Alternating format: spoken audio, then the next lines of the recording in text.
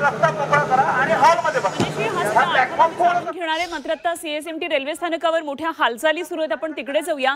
या ठिकाणी जे मराठा आंदोलक प्लॅटफॉर्मवर झोपलेले आहेत त्यांना सूचना दिल्या जातात. काय सूचना करतात? आपण सहयोग करत आहोत. आपल्याकडला अपेक्षा आहे, आपलं निवेदन आहे, थोडं हॉलमध्ये चला, हा प्लॅटफॉर्म थोडा खाली करा, जेणेकरून येणाऱ्या प्रवाशांना यात्रेला प्रॉब्लेम होऊ नको, सुव्यवस्था राहील.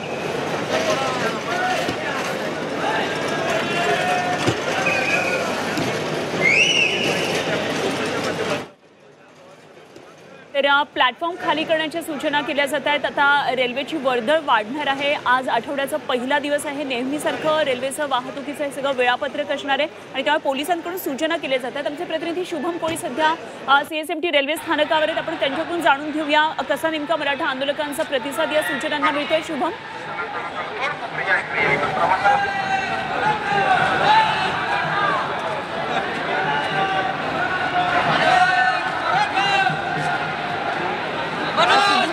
आपल्यापर्यंत पोहोचतोय का?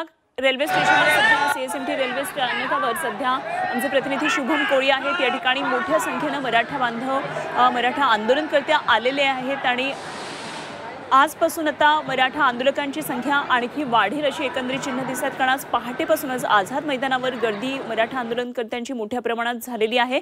तर इकडे सीएसएमटी रेल्वे स्थानकावरचे जे प्लॅटफॉर्म आहेत ते गेले 2 दिवस शनिवार रविवारच्या सुट्टीच्या दरम्यान झोपण्यासाठी वापरलेले होते आणि आता दंतमंजनाच्या काड्या सुद्धा वाटप होत आहेत. दात घासण्यासाठी अशा प्रकारे काड्यांचं वाटप होत आहे. एकीकडे अन्नाची रसद पुरवली जाते. मोठ्या प्रमाणामध्ये चटणी भाकरी, विविध प्रकारच्या चटण्या, भाज्या, भाकरी आलेल्या आहेत. पुन्हा एकदा आपण जाऊया सीएसएमटी रेल्वे स्टेशनवर. आमचे प्रतिनिधी शुभम कोळी आपल्याबरोबर जोडले गेलेत. शुभम, काही वेळापूर्वीपासून पोलीस या ठिकाणी सूचना करतात प्लॅटफॉर्म रिकामे करा, रेल्वेची वाहतूक आता वाढणार आहे या दृष्टीने सूचना करतात. कसा नेमका प्रतिसाद या मराठा आंदोलनकर्त्यांचा मिळतोय? निश्चित पाहिलं तर सकाळचे 8 आता वाजलेले आहेत आणि मोठ्या प्रमाणामध्ये मुंबईतील जे कामगार वर्ग आता त्यांच्या निश्चित स्थळ गाठण्याकरिता सीएसएमटीमध्ये पोहोचतात. कारण अनेक शासकीय कार्यालय या ठिकाणी आहेत आणि ज्या सेंट्रल असतील, हार्बर असतील किंवा वेस्टर्न असतील त्यांचं प्रमुख रेल्वे स्थानक म्हणजे सीएसएमटी रेल्वे स्थानक आहेत आणि मोठ्या प्रमाणामध्ये या ठिकाणी प्रवासी वर्ग जो दाखल होते, परंतु त्यांना जे आहेत मोठ्या अडचणी या ठिकाणी निर्माण होत आहेत.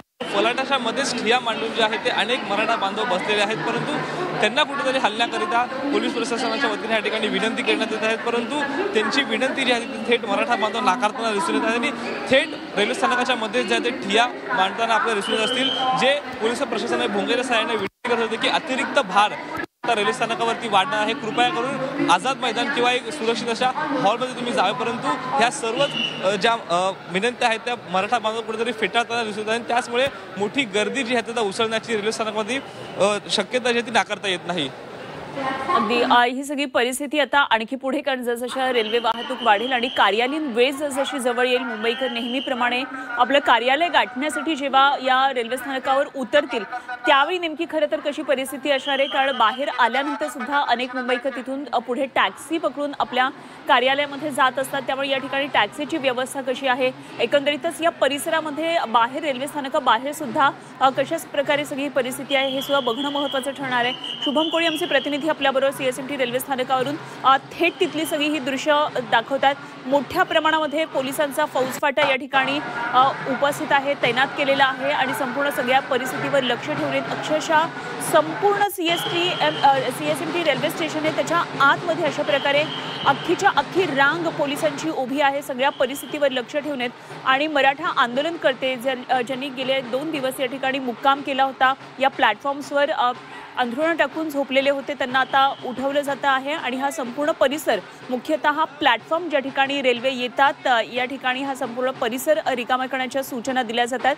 कारण जेव्हा ही वाहतूक आणखी नेहमीप्रमाणे वेळापत्रक जेव्हा रेल्वेचं सुरू होतं तेव्हा कार्यालयासाठी येणारे जे हजारो लाखो मुंबईकर या ठिकाणी प्रवास करत येतील तेव्हा निश्चितच कुठलीही त्यांची या ठिकाणी अव्यवस्था होऊ नये या दृष्टीने सगळे हे प्रयत्न सुरू आहेत आणि त्यामुळे पोलिसांचं पथक या ठिकाणी तैनात आहे.